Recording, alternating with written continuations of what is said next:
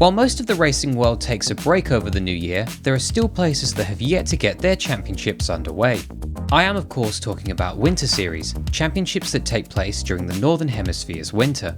And today's video will focus on one of the most popular winter racing series on the planet, the Toyota Racing Series. Based in New Zealand, the Toyota Racing Series, or TRS for short, has become one of the most prominent racing series outside of Europe in recent years. First started as a local championship for young Kiwi racers to get some experience without having to head abroad, the series has now become a place where drivers from around the world can compete during the usual winter off-season. So let's take a look at the series in detail, as well as all the new changes that have happened for 2020. One of the first new changes for the series is the introduction of a new car, the Tatus FT60, which replaces the previous Tatus FT50 that has been in use since 2015. This new car, better known as the Tatus F3 T318, is built to regional F3 regulations, meaning that the TRS joins most of the racing world at this competition level in switching to regional Formula 3 machinery. The FT60 will be powered by a Toyota-built engine, as per the name of the category, producing around 270 brake horsepower, a bump of 70 brake horsepower over the previous engine. Due to the car change, the tyre manufacturer will change as well, as the series will switch from Michelin to Hankook rubber from this season and onwards. Compared to most series, the drivers of the TRS will have quite an extensive amount of track time over the course of a single round.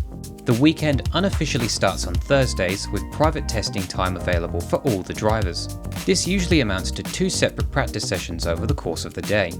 Moving to Friday, and we have the official start of the round, with 3 practice sessions held, each 30 minutes in length.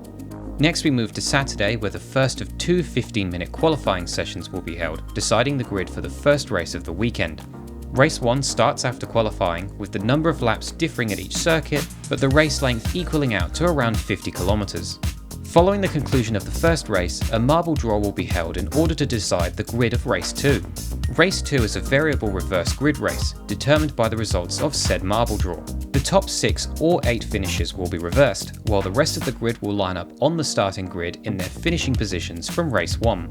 The random element helps make sure that drivers compete towards the tail end of the top 10 rather than banking easy points. This race will also be run to around 50 kilometers. Finally, on Sunday, the second 15-minute qualifying session will be held to decide the grid for Race 3. Race 3 will be much longer in length, as it is designated as the feature race of the weekend, usually running to around 70 kilometers.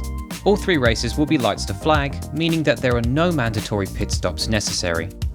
The point system used in the championship is very different to systems seen elsewhere, due to both the amount of points on offer and the amount of drivers eligible. For races 1 and 3, the winning driver will be awarded 35 points, second will be awarded 31, third will be awarded 27, and this continues down all the way to 20th position, which will be awarded a solitary point. As for the reverse grid race, Race 2, the winner will be awarded 20 points, second 18, third 16, then this continues down to 15th, with 16th and further on not being awarded points at all.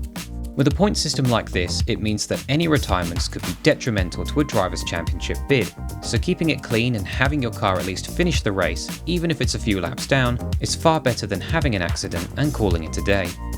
Due to the series taking place during the Northern Hemisphere's winter, the TRS's racing calendar is relatively short compared to others. But don't let that fact make you think that nothing is going on, as over the 5-week period in which the series is run, there is a race every weekend. This year's calendar kicks off at Highlands Motorsport Park, followed by a race at Teretonga Park, Hampton Downs Motorsport Park is next, then it's Pokekohe Park Raceway, before finally finishing off with a round at Manfield for the New Zealand Grand Prix, one of the few races outside of Formula 1 designated with the Grand Prix moniker. For the 2020 season, the TRS has actually received a bump in the total amount of super license points on offer for the top finishing drivers. The champion will receive 10 points, second place will get 7, third 5, fourth 3, and finally 5th place will be awarded a single point. What puts the TRS in a position of power, however, is the fact that from 2020, drivers will be able to earn points from a maximum of 2 championships in 1 year, as long as the calendars do not overlap. So since the TRS starts and ends so early into the year, drivers can earn themselves some extra points towards their super license, alongside their regular ride elsewhere. You'll be happy to know that the TRS is widely accessible when it comes to its broadcasts. For the majority of people, the YouTube livestream of every race will be more than sufficient when viewing all of the action. For those looking for television broadcasts, you can catch the races on various networks throughout the globe. With not much racing happening elsewhere during these months, the bar is set very low, but don't be mistaken, the Toyota Racing Series is far from a bottom tier racing series. It is very much on par with the championships it rivals with during the rest of the year. In recent years, we've already seen 2 champions of the series eventually make it to Formula 1, with many others becoming champions in top tier series around the world. And with this year's grid of fan favourites and local heroes making their return, you'd be hard pressed to find a reason not to watch. And there you go. Hopefully the Toyota Racing Series can be your next fix to keep you going until the rest of the racing world begins their seasons again. Thank you so much for watching. If you like the video, then let me know and subscribe for more videos like this, or if you like what I do, you can support me on Patreon. My name's Jacob, and as always until next time, goodbye.